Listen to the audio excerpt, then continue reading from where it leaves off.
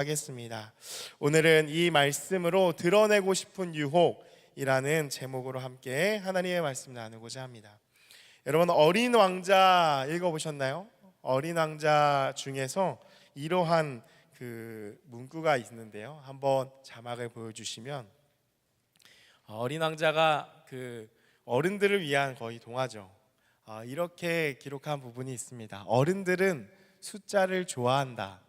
친구를 사귀었다고 말하면 중요한 건 묻지 않는다. 그 친구의 목소리가 어떻게 들리는지, 가장 좋아하는 경기가 무엇인지, 나비를 수집하곤 하는지와 같은 질문은 절대로 하지 않는다. 어른들이 궁금해하는 건 몇 살이야?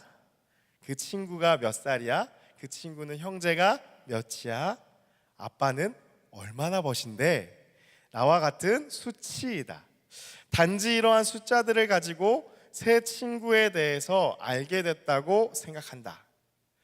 아름다운 장밋빛 벽돌집을 봤어요.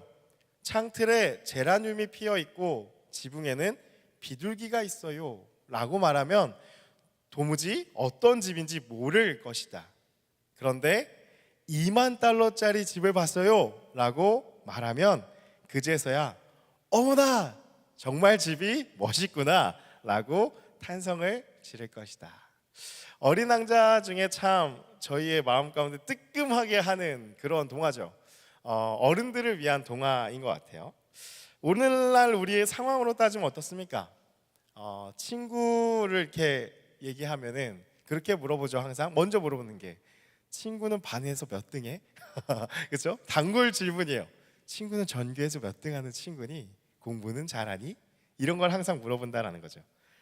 집은 어느 동네야? 어느 아파트에 살아? 그러면서 이제 물어본다라는 거죠. 단순히 자녀가 있는 부모들만의 문제인가? 그렇지 않죠. 여러분, 우리들도 똑같습니다. 여러분, 무엇을 질문하십니까? 학교는 어디 나왔지? 바로 어떻게 계산이 되죠? 반에서 몇 등 했는지가 바로 계산이 되어지죠. 네, 우리 입시 리스트 있잖아요. 네, 스카이하고 그 밑에 쭈루루룩. 직장은 어디 다닌대? 집은 있대? 전세래? 자가래? 월세래? 차는 있대? 차종은 뭔데? 여러분, 이와 같은 질문들은 무엇이죠? 재력이 어떤지 바로 계산이 되어지는 것이죠. 여러분, 근데 심지어는 이러한 질문들이 우리 교회 안에서도 있습니다. 어느 교회 다닌대? 근데 참 웃긴 게요, 큰 교회를 다니고 숫자가 많은 교회, 큰 교회를 다니면요, 그 교회를 다니시는 분들은 항상 어디를 가든지, 전 세계 곳곳에서 어디를 가든지 항상 이렇게 대답합니다. 나 무슨 교회 다녀? 라고 교회 이름을 명확하게 얘기합니다. 나 어디 교회 다녀? 근데 조금 작거나, 혹은 여러분도 그런지 모르겠는데, 어느 교회 다녀? 라고 물어보면은 조금 이제 작은 교회를 다니는 분들의 특징은, 저기 집 근처에 있어 교회, 그냥 다녀, 이렇게 하거나, 아니면 저기 이렇게 금호동에 있는 교회 있어, 이렇게 다녀, 이렇게 좀 얼버무리는 게 있다라는 거죠. 여러분, 말씀을 하십시오. 금호중앙교회를 다닌다고.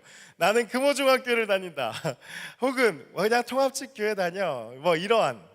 그래서 사실 우리의 마음 가운데, 특히 교인인데도 불구하고 이 숫자의 많고 적음에 사실 우리가 많이 노출되어 있다라는 것을 볼 수가 있습니다. 이러한 숫자를 보는 우리의 마음은 어떠하죠? 저희 지난번에 한번 민수기 하면서도 말씀 나눴던 것처럼 통장의 잔고, 학업의 등수, 키와 용모 등 그런 것들을 바라볼 때 우리도 그러한 숫자를 가지고 싶고, 또한 가진 숫자를 드러내고 싶은 그런 마음의 욕구가 있습니다. 우리 안에는 이미 숫자를 동경하는 마음이 있다라는 것이죠. 모든 것을 숫자화하여서 말하는 모습, 숫자에 집착하는 모습들이 있죠. 타인에 대해서 인격적인 존재로 받아들이지 못하고 대상화하는 특징들이 바로 자꾸 우리가 수치로 치환해서 모든 것을 바라보려고 하는 그러한 태도라는 것입니다. 여러분, 이러한 모습은요, 사실 세상 사람들이 구하는 모습입니다. 왜 그러냐면요, 여러분 성경을 읽어보시면 성경이 중요시하는 가치는요, 한 사람입니다. 성경에서요, 여러분 숫자로 막 하나님이 우리에게 표현하신 거 정말 찾기 힘드실 것입니다. 여러분, 예수님의 이 사복음서 일들을 한번 생각해 봤을 때, 예수님이 이 땅에 오셔서 행하신 일들을 한번 생각해 보면요, 예수님이 몇 명에게 복음을 전하셨는지, 몇 명의 병자를 치유하셨는지, 예수님이 산상수훈에서 몇 명에게 전파하셔서 몇 명이 결신을 하게 됐는지, 이런 숫자는요 절대 나타나 있지 않습니다. 여러분 보신 적 있으시면 제보해 주십시오. 그런 나타나 있지 않습니다. 뭐 사도행전에 가서 베드로가 성령 받고서 설교했을 때 한 3,000명이 돌아왔더라 라고 하는 어림짐작의 어떤 수치, 이런 것들이 나오죠. 근데 예수님의 하신 일들 성경 전반적으로, 근데 그것도 사실 주요 메시지가 아니죠. 성경에서의 삶을 보면요, 예수님이 만난 한 사람 한 사람의 이야기가 나타나 있고, 또 예수님이 어떤 분이신지에 대해서 자세하게 기록하고 있을 뿐이라는 것이죠. 여러분, 이것이 바로 하나님이 사람을 바라보시는 관점이라는 것입니다. 역대하 16장 9절에서도요 이러한 말씀인데요, 여호와의 눈은 온 땅을 두루 감찰하시는데 어떠한 사람을 보시느냐, 숫자를 보시는 것이 아니라 전심으로 자기에게 향하는 자들을 바라보신다, 찾고 계신다라는 것이죠. 또 우리가 잘 아는 요한복음 4장의 말씀에 예배하는 자는 영과 진리로 예배할지니라 라고 말씀하실 때, 그때 하나님이 아버지께서 어떤 자들을 찾으시냐라고 했을 때 역시나 숫자가 아니라 아버지께서는 영과 진리로, 중요한 단어가 또 이렇게 해요, 이렇게 예배하는 자들을 찾으신다고 나타내고 있다라는 것입니다. 여러분, 하나님은요 오늘 우리 센트럴 워십 지금 이 시간 예배 드릴 때 몇 명이 나왔는지를 보시지 않는다는 거예요. 40명밖에 안 왔네. 뭐야, 30명이 왔어? 이런 게 아니라, 혹은 우리 한 사람 한 사람을 숫자화해서 보시는 게 아니라, 연봉 얼마짜리 왔네? 쟤 몇 등짜리 왔네? 이렇게 보시는 것이 아니라, 우리 한 사람 한 사람을 바라보시면서 주님이 만나야 할 그 사람이 오늘 예배에 왔는지, 전심으로 하나님께 향하고 있는지, 이러한 것들을 보신다라는 것이죠. 여러분, 믿음이 있다고 하는 우리가 벗어나야 할 관점이 바로 이 숫자로 보는 것이며, 숫자로 나를 드러내고 싶은 욕망이라는 것입니다. 오늘 본문은요 이러한 인간의 죄된 본성을 꼬집는 이야기가 나옵니다. 다윗이 우여곡절 끝에 왕이 되었죠. 근데 왕이 되고 여러 가지 일들이 있었습니다. 근데 하나님께서 그와 함께 하심으로 다윗 왕 때, 지금도 이스라엘 사람들이 제일 최고로 전성기를 꼽고 돌아가고 싶고 그들이 앙망하는 게 다윗 왕 때의 시대예요. 그래서 다윗은 최고의 왕이, 그런 인식이 있죠. 그러한 다윗이 그와 함께 하나님께서 하실 때에 모든 것들이 전성기가 되어집니다. 형통하게 됩니다. 근데 그런 가운데 오늘 본문 말씀은 다윗이 넘지 말아야 할 선을 넘는 것을 보여준다라는 것이죠. 우리 오늘 본문 2절 말씀을 같이 함께 읽도록 하겠습니다. 2절 말씀 우리 같이 함께 크게 읽어주세요. 함께 읽겠습니다. 시작. 다윗이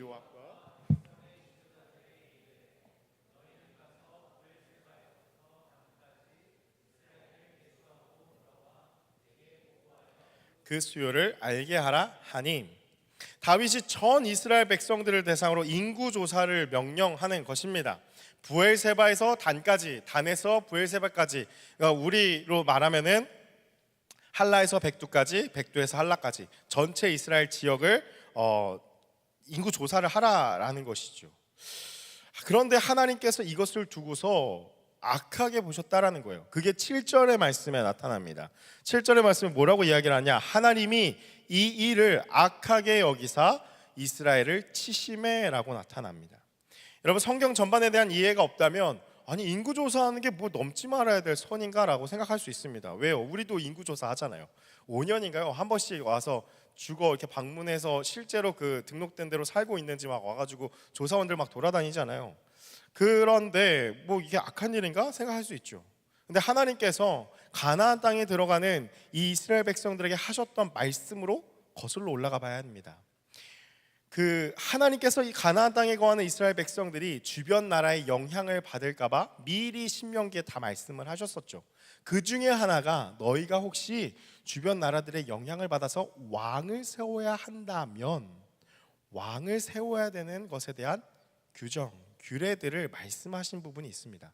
한 세네 가지 정도 말씀하시는데 그 중에 하나가 바로 이 말씀인데요. 신명기 17장 16절 말씀 우리 같이 함께 읽겠습니다. 시작. 그는 병마를 많이 두지 말 것이요 병마를 많이 얻으려고 그 백성을 애굽으로 돌아가게 하지 말 것이니 이는 여호와께서 너희에게 이르시기를 너희가 이후에는 그 길로 다시 돌아가지 말 것이라 하셨음이며. 그러면서 이 왕에게 명령하시는 것이 몇 가지가 있어요. 은금을 많이 두지 말라, 재산을 많이 축적하지 말라, 그리고 첩 많이 두지 말라. 그리고 또 한 가지가 이 군사예요. 병력을, 이 병마를 많이 두지 말라라는 것이죠. 군사력을 의미합니다. 여러분, 근데 한 나라에 돈이 많고 군사가 많고 이런 것들은 사실 당연한 거 아닙니까? 그래야 되는 거 아닙니까? 그래야지. 우리나라도 마찬가지잖아요. 우리나라의 이 국방이 든든해야지 외세에서 절대 깔보지 않고, 그래서 막 그렇게 얘기하시는 분들 있잖아요. 우리도 핵을 가졌어야 된다고. 핵만 있으면은 아무도 우리를 위협 못할 텐데 막 그렇게 얘기하시는 분들도 있잖아요. 그러한 군사력을 갖는 게 왜 문제일까? 여러분, 이 말씀은요 왜 그렇게 말씀하시느냐? 군사력을 의지하지 말라라는 것이죠. 그 왕이 많은 재물을 의지하거나 많은 그 군사력, 그 힘을 의지하지 말라라는 것입니다.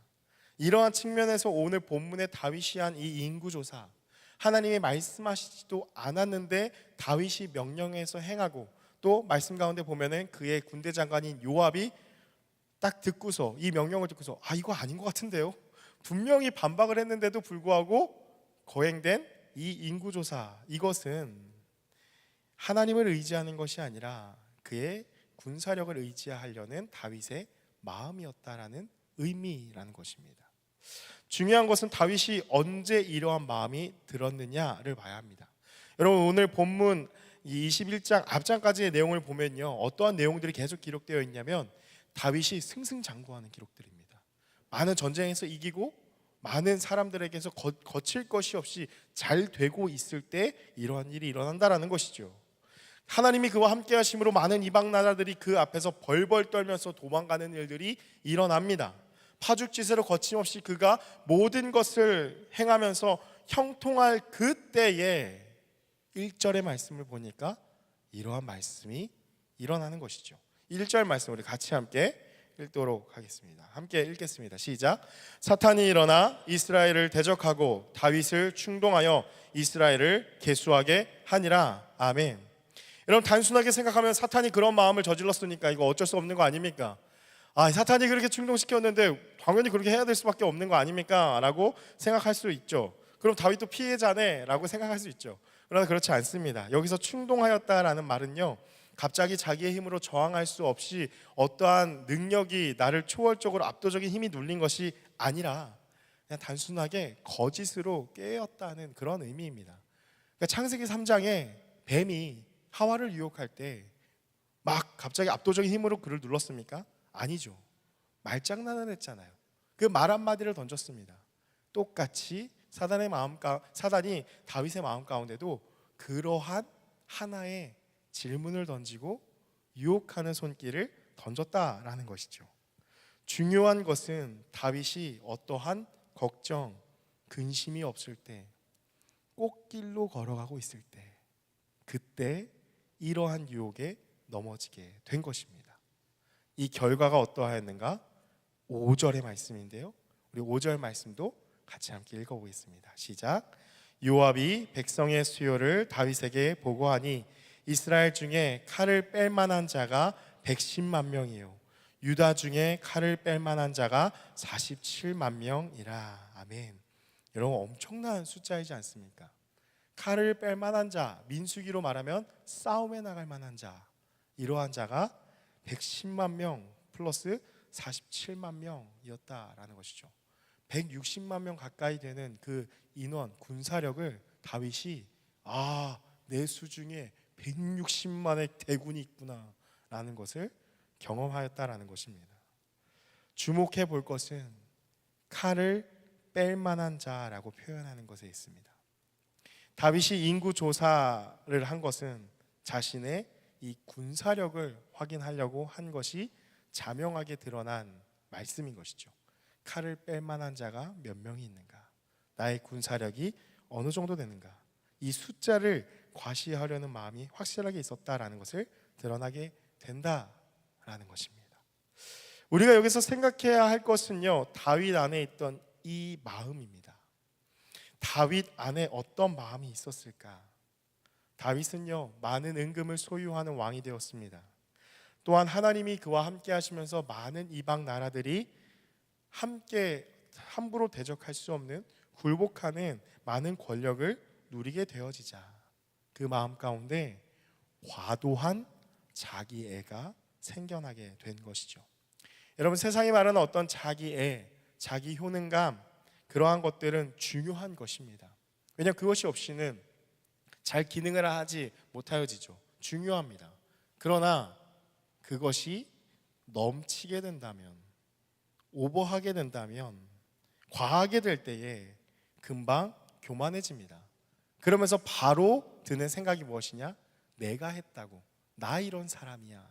뭐 그런 노래도 있잖아요. 나 이런 사람이야 이러면서 얘기하고 싶어지게 된다라는 것이죠. 이 하신 일이 자신이 왕이기에 자신이 했다라고 하나님이 하신 것이 아니라 자신이 했다라는 이 드러내고 싶은 이 욕구가 사탄의 유혹에 걸려버린 것입니다. 여러분, 이것은요, 다윗이 원래 자신이 어떤 존재인지를 잃어버린 결과입니다. 자기의 정체성을 잃어버린 것이죠. 여러분, 다윗이 어떤 자였습니까? 다윗이 처음에 왕으로 선택을 받았을 때 장면을 한번 생각해 보면, 여러분, 사무엘이 그 사울의 이제 하나님께 버림을 받고서 한 사람을 택하겠다 해서 다시 가잖아요. 그래서 그 다윗의 집으로 찾아갑니다. 다윗의 집에 찾아가서 이러한 내용들을 함께 제사하자, 사울에게 걸릴까 봐 함께 제사하자 해가지고 그 이새와 그 아들들을 다 나오라고 하죠. 그런데 하나님이 주신 마음들을 한 명 한 명씩 아들을 봤을 때 다 아닌 거예요. 다 노가 됐죠. 그래서 어떻게 뭐지? 하나님 분명히 말씀하셨는데 이 집안에서 왕이 날 것이라고. 그래서 이새에게 묻습니다. 이 아들이 다냐? 그랬는데 그제서야 아버지 이새가 사실은 막내가 하나 있다고. 그 막내가 지금 나가서 양치고 있는데 막내가 있다고. 여러분, 근데 그러한 대우를 당했잖아요. 그 상황 안에서도. 근데 여기서 쓰인 막내라는 단어도요, 사실 그냥 뭐 귀엽게 막둥이 이런 의미가 아니라 하찮은, 보잘것없는 이런 뜻입니다. 좀 별 볼 일 없는 애, 보잘것없는 애 하나가 있는데요 라고 해서 온 것이 바로 다윗이었다라는 것이죠. 여러분, 다윗은 가족 안에서 그런 위치였다라는 것입니다. 아무것도 아니었던, 열등했던 그러한 자가 한 나라의 왕으로 세워지고 많은 재력과 권력을 얻게 되니까 어떻게 되죠? 금방 무너질 수밖에 없는 것이죠. 더욱이 중요한 것은 다윗의 삶을 봤을 때 이것이 처음이 아닙니다. 여러분, 유명한 사건 있지 않습니까? 우리가 잘 알듯이 충성스러운 자신의 부하 우리아의 아내를 취합니다. 우리아도 죽여버립니다. 전장에 내보내서 하나님께 책망을 받고 나단 선지자의 책망을 통해서 회개한 경험이 있었던 다윗이었는데 그럼에도 이러한 덫에 걸려들게 되었다라는 것이죠.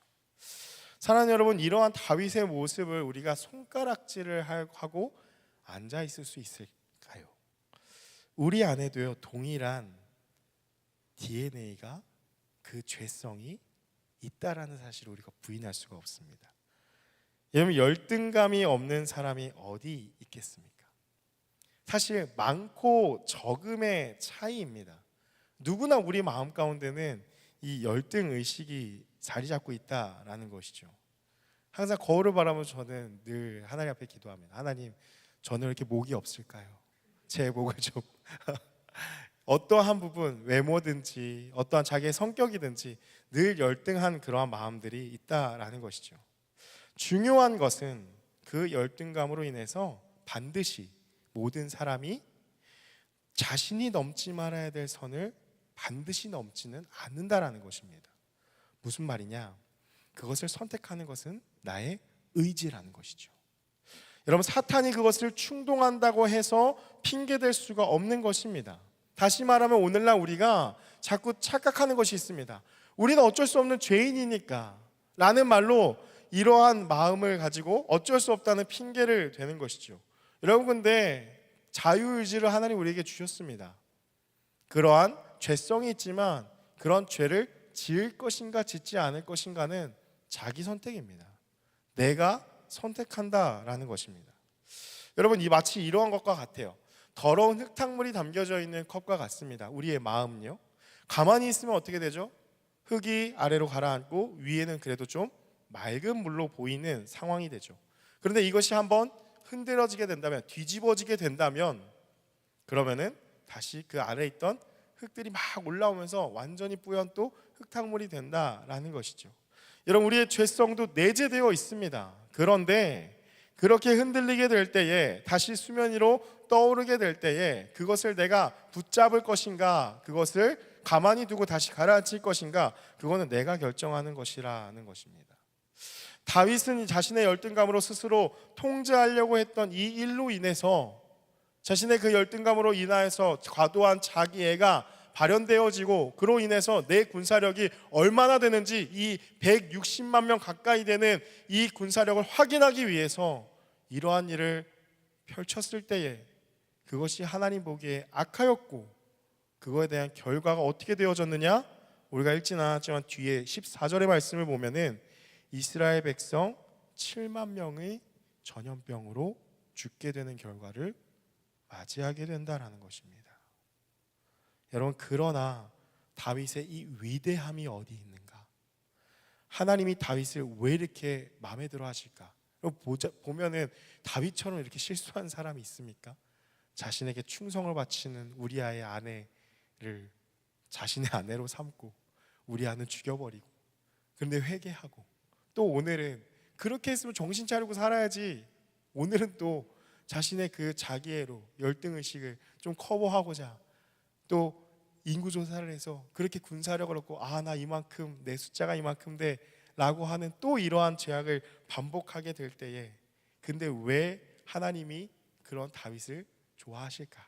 바로 8절의 말씀 때문입니다. 우리 8절 말씀 같이 함께 한 목소리로 읽도록 하겠습니다. 8절 말씀 함께 읽겠습니다. 시작. 다윗이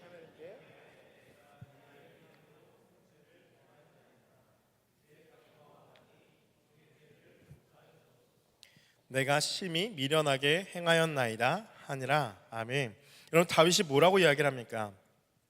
하나님 보시기에 악하였다라는 말이 정말 끝나기가 무섭게 8절 말씀에 하나님께 아뢰되 내가 이 일을 행함으로 큰 죄를 범하였나이다, 내가 심히 미련하게 행하였나이다 라고 하나님 앞에 죄를 용서해 달라고 회개하는 모습이 나타난다라는 것입니다. 여기서 심히 미련하게 행했다라는 말은요, 자신의 행동을 그냥 어리석은 실수, 그냥 제가 한번 실수했어요 이렇게 여기는 것이 아니라요, 자신이 여호와 하나님을 인정하지 않았던, 하나님께 나의 주권을 드리지 않았던, 하나님만이 이 나라의 왕 되시고 나의 군사력을 내가 의지하고 그것으로 이겨나가는 것이 아니라 나의 모든 백성을 다스릴 힘, 우리 이스라엘 나라라는 그 힘과 능력은 하나님의 힘을 인정하지 않고 불신앙, 믿지 않았던 죄를 범하였다는 그러한 고백, 철저히 고백하며 회개하고 있는 모습입니다. 여러분, 어떤 모습이죠? 바로 하나님이 왜 다윗을 좋아하시는가? 다윗의 빠른 태세 전환입니다.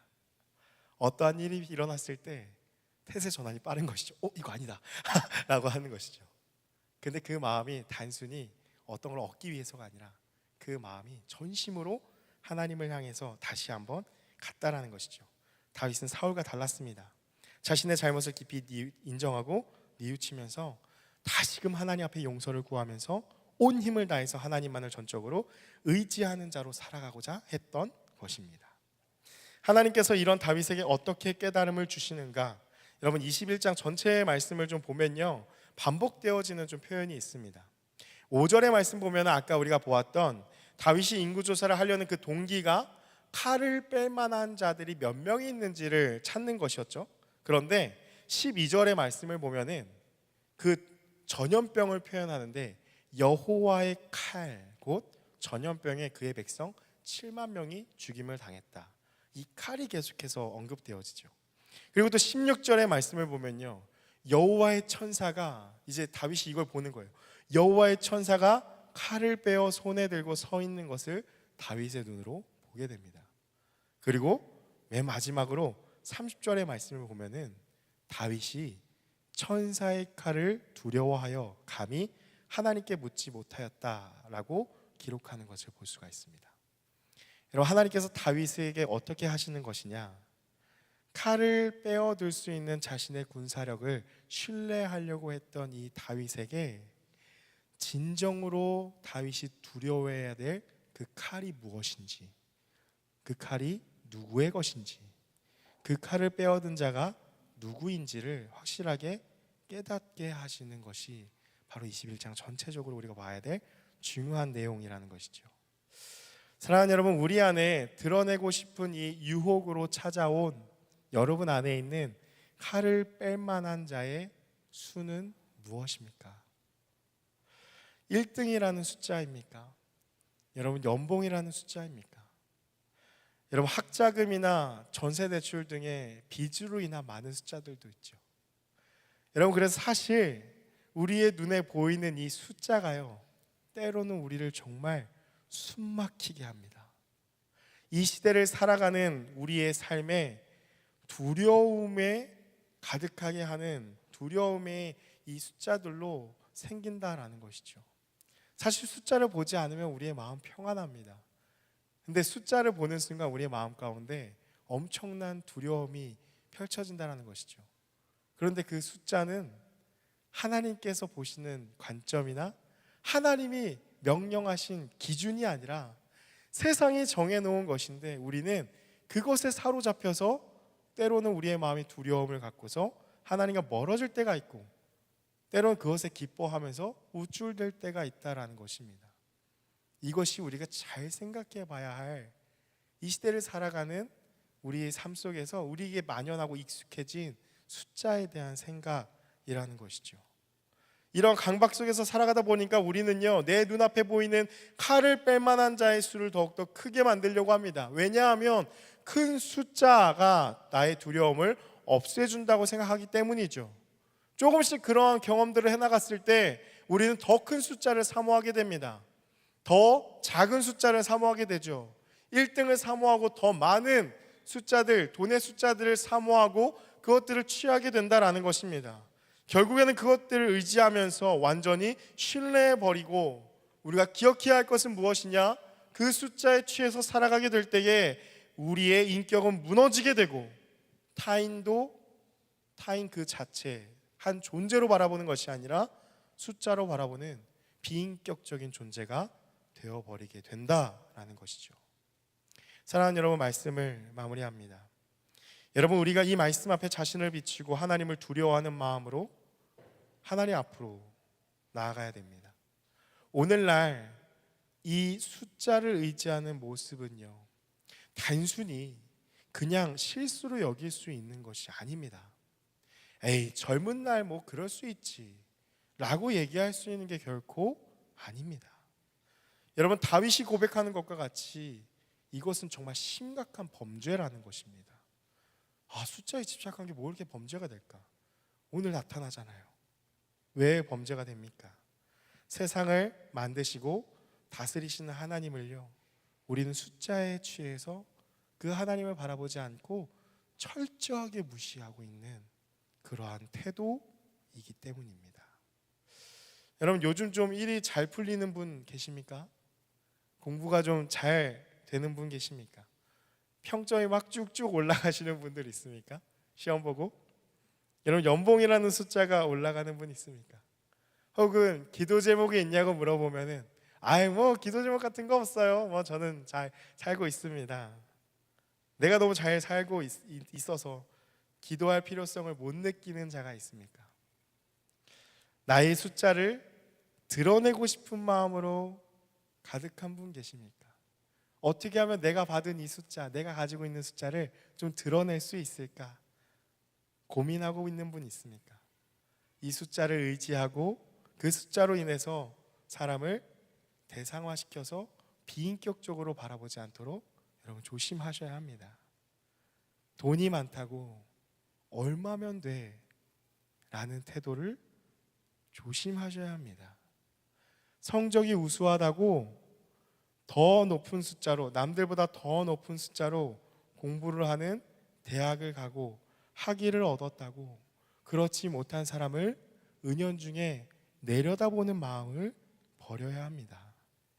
사람을 연봉으로 숫자화해서 서열화시켜서 위아래를 가리려는 생각을 버려야 한다라는 것입니다. 여러분, 이러한 모습은 다윗이 고백하는 심히 미련한 행동, 다시 말하면 무엇입니까?